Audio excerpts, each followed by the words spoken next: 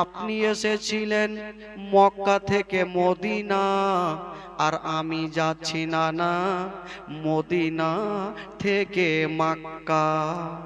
আপনি এসেছিলেন কাফেরদের অত্যাচারে, আর আমি যাচ্ছি নানা ইয়াজিদের অত্যাচারে। আপনি এসেছিলেন নানা আমার বাবা শেরে খোদা আলীকে নিয়ে, আর আমি যাব নানা আমার 22 বছরের বেটা জয়নাল আবেদিনকে নিয়ে। ইমাম হোসেন নানার চালে দূরে টুকরে টুকরে কাঁদছে। ইমাম হোসেন জানে আর নানার রওজা হয়তো আমি আর আসতে পারবো না। কানতে কানতে বন্ধুরা সকাল যখন হইল, মা ফাতেমার কবরটা জিয়ারত করলো। জিয়ারত করে যেন পৌঁছে গেলেন বাড়ি। আহালিয়াদেরকে বলছেন, আহালিয়ারা তোমরা তো সবাই সামানপত্র বেঁধেছো, এবার তোমরা যাওয়ার জন্য রেডি হয়ে যাও। সবাই রেডি হয়ে গেছে, কিন্তু বেরাদার এইখানে একটা কথা, সবাই যাওয়ার জন্য রেডি হয়ে গেছে। জয়নাল আবেদিন রেডি, বাবা গো সাকিনা রেডি হয়ে গেছে, আলী আসগার রেডি হয়ে গেছে, বাবা গো আবুল কাসিম রেডি হয়ে গেছে, শহর বানু রেডি হয়ে গেছে। কিন্তু এখন পর্যন্ত ইমাম হোসেনের একটা বেটি, যার নাম কেতাবে লিখছেন সুগুরা খাতুন, 11 বছরের বেটি, উনি জ্বরে জ্বালাতে বিছানাতে পড়ে আছে। আর সবারই দিকে দেখছে আর ভাবছেন, আল্লাহ জানি না আমার আব্বা আমার ভাইকে ডাকছে, আমার বহিনকে ডাকছে, আমার মাকে ডাকছে, আমার আব্বা আমাকে কেন ডাকে না। ওই সুগুরা খাতুন বিছানাতে পড়ে পড়ে কাঁদছে, আমার আব্বা সবাইকে ডাকছে কিন্তু আমাকে কেন ডাকে না। সুগুরা খাতুন উঠে গেল, বিছানা থেকে উঠতে পারে না মা। ওই সুগুরা খাতুনের জীবনী আপনারা শুনেছেন, আজকে শুনেলেন মা। সুগুরা খাতুন বিছানা থেকে উঠতে পারে না, গায়ে এত জ্বর লেগে আছে, তবুও কাঁপতে কাঁপতে উঠে বাবার হাতখানা ধরেছেন। আব্বা, আব্বা গো আপনি কোথায় যাবেন আব্বা। ইমাম হোসেন কানতে কানতে বেটিকে বুকখানে লাগাইয়া বলছে, মা রে আমরা রে মদিনাতে থাকবো না মা, মক্কা যাব। তবে আব্বা গো আপনি তো সবাইকে ডাকছেন আব্বা, কিন্তু আমাকে কেন ডাকেন না, আমি কি যেতে আপনাদের সাথে পারবো না।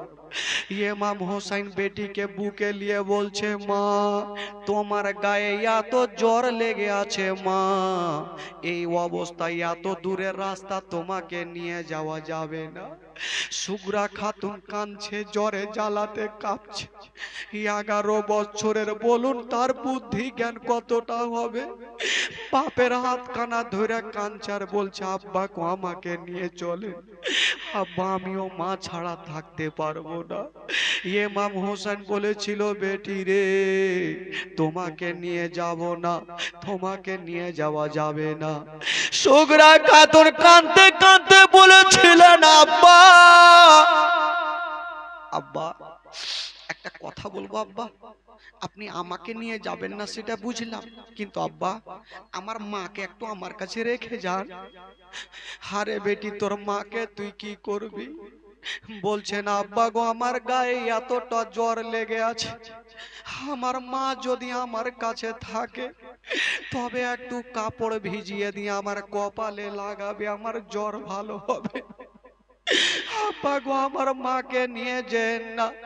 ইমাম হোসেন বলেছিল, বেটি রে তোর মাকে নিয়ে গেলাম, আর আমার মা ফাতেমার কবরখানা রেখে গেলাম। আব্বা যখন মাকে রেখে যাবেন না, আমার ভাই আলী আসগারকে রেখে যান। বেটি আলী আসগারকে কি করবি। বলছেন, আব্বা মদিনাতে ভালো লাগবে না, তখন আমার ভাই আলী আসগারকে কোলে করে নিয়ে একটু মদিনার গলিটা ঘুরবো, সময়টা পার হবে। বলছে, বেটি রে তোমার ভাইকে নিয়ে গেলাম আর আমার ভাই মহসিনের কবরখানা রেখে গেলাম। আব্বা যখন আমার ভাইকে নিয়ে যাবেন না? যাবেন, তবে আমার বহিন শোক সাকিনাকে রেখে যান। সাকিনাকে কি করবি? বলছেন আব্বা গো, আমার বহিন যদি থাকে আমরা দোনো বহিন গল্প করে টাইম পার হবে। ইমাম হোসেন বলল, বেটি রে, তোমার বহিন সাকিনাকে নিয়ে গেলাম আর আমার বহিন রোকাইয়ার কবর রেখে গেলাম। একটা একটা করে উত্তর দিলেন। সাকিনা ভাবছেন আমার আব্বা নিয়ে যাবে না, কাঁদতে কাঁদতে বিছানাতে পড়ে গেল। ইমাম হাসান হোসেন সবাইকে রেডি করে দিয়েছে, যাওয়ার জন্য রেডি হয়ে গেল। বাবা গো, সুগরা খাতুন জ্বরে জ্বালাতে কাঁপছে বিছানায়, আমার আব্বা আমাকে নিয়ে গেল না। সবাই চলে যাচ্ছে না। মা সুগরা খাতুন বলছে, রাগ করা থাকলে চলবে না, একবার যাওয়ার টাইমে আমার মায়ের সঙ্গে একটু কথা বলবো। সুগরা খাতুন একবার পিছন থেকে মা বলে ডেকে নিলেন। যেমনই মা বলে ডেকেছেন, মা যেন পাথরের মতো দাঁড়িয়ে গেল। যদি কোনো বেটি পিছন থেকে ডাক দেয় মা, এমন কোনো মা নেই যে তার এক কদম আগে বাড়বে। সুগরা খাতুন ডাক দিয়েছে, ইমাম হোসেনের বিবি দাঁড়িয়ে গেল। ইমাম হোসেন বলল, বিবি দেরি করো না, তাড়াতাড়ি করে চলো। বিবি সাহেবা কাঁদতে কাঁদতে বলছে, স্বামী গো, আমি চলে যাব, তবে আপনাকে একটা কথা বলবো। আমার বেটি যখন আমাকে পিছন থেকে মা বলে ডেকেছে, আমার কলেজাতে মনে হয় ধাক্কা লেগে গেছে। স্বামী গো, আমাকে 5টা মিনিট সময় দেন, একবার যাব আমার বেটিকে বুকে সান্ত্বনা দিয়ে আসবো। ইমাম হোসেন বলেছিল, বিবি রে, তুমি যাচ্ছ যাও, তবে বেটির দয়াতে ময়াতে থেকে যেও না। বিবি সাহেবা দৌড় দিয়ে গেল আর সাকিনাকে টেনে বুকখানে লাগালো। ওরে বেটি সুগরা খাতুন রে, তুমি কাঁদছো কেন বলো? সুগরা খাতুন বলেছিল, মা গো, তুমি যখন যাচ্ছ মা, আমাকেও সাথে করে নিয়ে চলেন মা, আমি থাকবো না, আমি মা ছাড়া থাকতে পারবো না। মা গো, ওই মায়ের চোখ দিয়ে ঝরঝর করে পানি। বলুন, একটা জ্বরের বেটিকে রেখে কোন মায়ের এক কদম আগে বাড়বে? কোন মা বাপের এক কদম আগে বাড়বে না। কিন্তু ইসলামকে বাঁচার জন্য ইমাম হোসেন বিবিকে ডাক দিচ্ছে, বিবি চলে আসো, বিবি চলে আসো। সুগরা খাতুন বলছেন, মা গো, আমাকে নিয়ে চলেন মা, তুমি যদি না থাকো মা, তবে কাপড় ভিজিয়ে কে আমার কপালে লাগাবে? বাবা গো, আলী একবার চলে আসলো, বহিন সুগরা রে, তুমি চিন্তা করো না বহিন, আমি কথা দিলাম কয়েক মাস পরে এসে আমি তোমাকে আবার মক্কাতে নিয়ে মক্কা নিয়ে যাব। সান্ত্বনা দিয়ে সুগরা খাতুনকে রেখে দিলেন বাবা। আর ওই 72 জন কাফেলা, ওই বাবা গো মদিনাকে রেখে দিয়া, সবাইকে সালাম করে দিয়া বাবা গো মক্কার রাস্তা ধরে ফেললেন। যেমন বন্ধুরা ওই মক্কা যাওয়া বাবা গো, যেমনই ইমাম হোসেন মক্কা নগর পৌঁছে গেল, ওই মক্কা নগরে আমার নবীর ভক্ত অনেকজন ছিল, এসে সবাই স্বাগতম জানালো। ইমাম হোসেনকে পেয়ে তারা অত্যন্ত খুশি হয়ে গেল। আরে যে কবে জান্নাতি নওজওয়ানদের সরদার ওই ইমাম হোসেনকে যদি কেউ রাজি করে নাই, তবে জান্নাত গ্যারান্টি হবে। সুবহানাল্লাহ, সুবহানাল্লাহ, আরো জোরে বলুন সুবহানাল্লাহ, সুবহানাল্লাহ। বাবা গো, ইমাম হুসাইন 72 জন কাফেলাকে নিয়ে কোথায় গেল? জোরে বলুন, কোথায় গেল? মক্কা নগর। এই যে মক্কা নগর পৌঁছে গেল, এই খবরটা কুফা শহরে পৌঁছে গেল। আপনারা জানেন কুফার মানুষেরা গাদ্দার, বেওয়াফা। ওই কুফার মানুষেরা আলোচনা করছে, হাগো আমরা শুনেছি ইমাম হোসেন আজকে মক্কাতে এসেছে। যদি ইমাম হোসেন আমাদের কুফাতে আসতো তবে আমাদের নসিবটা চমকে যেত। কুফার মানুষেরা দেখুন গাদ্দার কি অফা বেঅফা, তারা কি বলছে। তো এক কাজ করো তাহলে চিঠি লেখো। ইমাম হোসেনকে এখান করে করে 150 খানা চিঠি লিখেছেন। কখানা? জোরে বলুন কয়খানা? এই জন্য তো কবি লিখেছেন বাবা 150 খানা চিঠি দিয়া কোফায় ডাকে ধোকা দিয়া।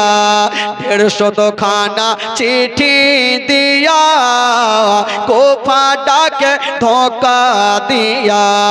আবার তারা এসেছে শহীদ করে এ তো জিদের কোচরণ। ইমাম হোসেন শহীদ হলো নানার উম্মতের কারণ।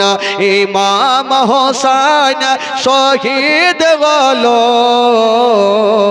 নানার উম্মতের কারণ। 150 খানা চিঠি দিয়া কোফা ডাকে ধোকা দিয়া। 150 খানা চিঠি দিয়া কোফা ডাকে ধোকা দিয়া। আবার তারা এসেছে শহীদ করে তো এ জিদের কোচরণ। ইমাম হোসেন শহীদ হলো নানার উম্মতের কারণ। ইমাম হোসেন শহীদ হলো নানার উম্মতের কারণ। সুবহানাল্লাহ সুবহানাল্লাহ। একবার গোটা মাজমা হাত তুলে বলুন তো সুবহানাল্লাহ। সুবহানাল্লাহ। যারা নবীকে ভালোবাসে একটু হাত তুলে বলুন ইয়া রাসূলুল্লাহ। ইয়া রাসূলুল্লাহ। আপনাদের ঘুম লাগছে নাকি? ঘুম লাগছে? চোখটা বাড়কা বাড়কা করে রাখেন, ছোট করিয়েন না ভাই। কারণ আজকে আগে বলেছি আজকে চলবে, কতক্ষণ শুনবেন শুনেন, দেখি যা হবে দেখা যাবে। মনে হলে কালকে আসবো না, কি আছে আসতে হবে, না হলে মাজবো না। তবে ভাই বন্ধুগণ, ইমাম হোসেন কত লোকজনকে নিয়ে মক্কা পৌঁছেছেন ভাই? জোরে বলুন কতজন? 72 জনকে নিয়ে। আর ওই কুফার মানুষেরা ইমাম হোসেনকে কয়খানা চিঠি লিখলেন? 150 খানা। মুখস্থ করলেন জীবনী। সামনে বছর বক্তাকে ডাকার দরকার নেই, আপনারা উঠে যেন জীবনী করতে পারেন এমন মুখস্থ করলেন। আর আমার বাদিয়া ভাষা ভাই, এমন কোন লোক নেই যে আমার কথা বুঝতে পারবে না, একটা একটা করে অক্ষর বুঝে লিও ভাই। কাজে আজকে থেকে জীবনী করে না, প্রায় 13-14 বছর থেকে একই লাইনে, এমন কোনো পশ্চিমবঙ্গের কোনা নেই আমার যাওয়া নেই। তবে ভাই বন্ধুগণ, এবার দিয়ে 7টারির মাটিতে আমার 3বার আসা হয়ে গেল। একটা ঝাইটন টোলা, একটা নিচ্চা টোলা, এবার এসে উচ্চা টোলাতে। তো আরো যে কত টোলা আছে আল্লাহই জানে, টোলার শেষ নাই। তবে বেরাদার 150 খানা যখন চিঠি ইমাম হোসেন পেলেন, ইমাম হোসেন চিঠিখানা পড়ছেন আর পকেটে জমা রাখছেন, চিঠিগুলো ফেলেন না। তো ইমাম হোসেন চিঠি লিখেছেন কি জানেন? চিঠিতে লিখেছেন, ওগো মা ফাতেমার বেটা হোসেন, আমরা শুনেছি আপনি মক্কাতে এসে গেছেন। হুজুর আপনি আর মক্কাতে থাকবেন না, আপনি যত তাড়াতাড়ি পারবেন আমাকে কুফাতে চলে আসেন, তাহলে আপনার হাতে হাত দিয়ে আমরা মুরিদ হব। দুষ্ট লোকের মিষ্টি কথা। দেখেন বাবা, ভাগ্যের চাকা কোন দিকে ঘুরছে, জীবনী একই বলে। মন দিন, ইমাম হোসেন দেখছেন যে আমাকে তারা এত ভালোবাসে, এখন করে করে 150 খানা চিঠি লিখেছেন, না আমাকে ভালোবাসে, আমাকে যেতেই হবে। ইমাম হোসেন যাওয়ার জন্য রেডি হচ্ছে না বাবা। আহালিয়ারা বলছেন, ওগো মা ফাতেমার বেটা হোসেন, আপনি কোথায় যাবেন হুজুর? বললো যে আমি যাব আমি ওই কুফা শহরে। আহালিয়ারা বলছেন, হুজুর ওই কুফা শহর আপনাকে যেতে দেব না। বললো কেন? বলে ওই কুফার মানুষেরা ভালো নাই, তারা হলো গাদ্দারা।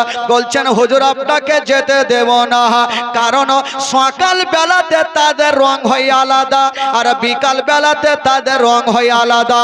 তারা দাদারা গাদ্দার বেওয়াফা, আমি তো আপনাকে যেতে দিব না। ইমাম হোসেন বলল শোনো, ওই বাবা গো 150 খানা চিঠি নিয়ে আহলিয়াদের সামনে রেখে দিয়েছেন।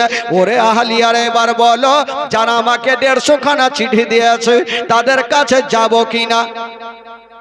তারা বললেন হুজুর আপনি যাবেন, আপনাকে বাধা দিব না, তবে হুজুর একটা কথা বলবো, আপনাকে ডেকেছে তো, আপনি আমাদের মধ্যে একজনকে কুফাতে পাঠিয়ে দেন। আগে দেখবে কুফার মানুষেরা ভালো আছে না গাদ্দার আছে। যদি ভালো থাকে আমাদের লোক আপনাকে চিঠি লিখবে, আপনি চলে যাবেন, বাধা দিব না। আর যদি ভালো না লাগে তাও চিঠি লিখবে, আপনি যাবেন না। তো ইমাম হোসেন বলল আমি যাকে পাঠাবো তার কি হবে? সেও তো মারা যেতে পারে। লোকজন বলছেন হুজুর আমাদের মধ্যে কেউ গিয়ে যদি শহীদ হয়ে যায় তবে দুনিয়া কাঁদবে না, আর আপনি গিয়ে যদি শহীদ হয়ে যান তবে দুনিয়ার চোখের পানি বন্ধ হবে না। সুবহানাল্লাহ সুবহানাল্লাহ। হুজুর আমাদের মধ্যে কেউ গিয়ে যদি শহীদ হয়ে যায় তবে দুনিয়া কাঁদবে না হুজুর, আর আপনি গিয়ে যদি শহীদ হয়ে যান তবে দুনিয়ার চোখের পানি পড়বে না। ইমাম হোসেন বলল তাহলে কাকে পাঠাবো? কাকে পাঠাবো বলতে নাই, একজন দাঁড়িয়ে গেল, ইমাম হোসেনের চাচাতো ভাই, যার নাম কেতাবে লিখছেন ইমামে মুসলিম। ইমামে মুসলিম বলেছিলেন হুজুর আপনি চিন্তা করবেন না, আপনি আমাকে বিদায় দেন। ইমাম হোসেন বলল ভাই মুসলিম দেরি করো না, তাহলে তুমি যাবার জন্য রেডি হয়ে যাও। ইমামে মুসলিম বলছেন হুজুর আমি যাব, তবে হুজুর জানি না ঘুরে আসবো কি আসবো না, তবে যাওয়ার আগে হুজুর ফজরের নামাজটা আপনার পিছনে আদায় করে আমি চলে যাব। দেখেন ভাই ইমাম হোসেন যাওয়ার জন্য রেডি হচ্ছেন বাবা, যেমনই রেডি হচ্ছেন বন্ধুরা ইমামে মুসলিম যাওয়ার জন্য রেডি হয়ে গেছে বাবা ফজরের নামাজ পড়ে। কিন্তু কেতাবে লিখছেন ইমামে মুসলিমের দুটা বেটা, যার নাম হলো মোহাম্মদ আর ইব্রাহিম। কি নাম বললাম? জীবনীর মধ্যে আপনি দেখবেন এই দুটা বাচ্চার এত কষ্ট হয়েছিল ভাই। 3 দিনের 5 দিনের জীবনীতে মন খুলে বলা যায় না ভাই, মিনিমাম 7 দিন থেকে 9 দিন না হইলে বইলেও মন ভরবে না, আর আপনাদের শুইনাও মন ভরবে না। তবে ভাই এই যে 2 বাচ্চার কথাটা আপনাদেরকে বললাম, সুবহানাল্লাহ, তাদের জীবনটা কেমন পার হয়েছিল শুনেন, জীবনের মধ্যে বুঝতে পারবেন ভাই। তবে একটু আপনাদের মনটা চাঙ্গা করে দিই, কারণ মন যদি ঝান থাকে তাহলে জীবনী ভুলভাল শুনবেন, যদি ঘুম লাগে জীবনী বুঝতে পারবেন না। মাওলানা বলবে সুদ খাওয়া হারাম, তো ভাববেন দুধ খাওয়া হারাম। হ্যাঁ, সকালে গরুকে বিক্রি করবেন, বক্তার গলা ধরবেন, কোনটা লেখা আছে দুধ খাওয়া হারাম বলে দেন, ভাই দেখাইতে পারবো না। এই জন্য একটু মনটা খুলে শুনেন, কানটা খুলে শুনেন, যাতে বুঝতে পারেন। আর আমার স্টেজে এমন কোনো লোক নাই যে তাকে ঘুমাইতে দিব। চলুন একটু তাহলে একটু মনটা আপনাদের খুলে দিই, আমার সাথে সাথে একটু গোটা মাজমা জোরে সোরে পড়তে হবে ভাই। মন খুলে পড়ুন, উর্দু গজল সবাই বুঝতে পারবেন। এবার মোহাব্বতে বলুন সুবহানাল্লাহ, সুবহানাল্লাহ সুবহানাল্লাহ। গোটা মাজমা বলুন সুবহানাল্লাহ, সুবহানাল্লাহ।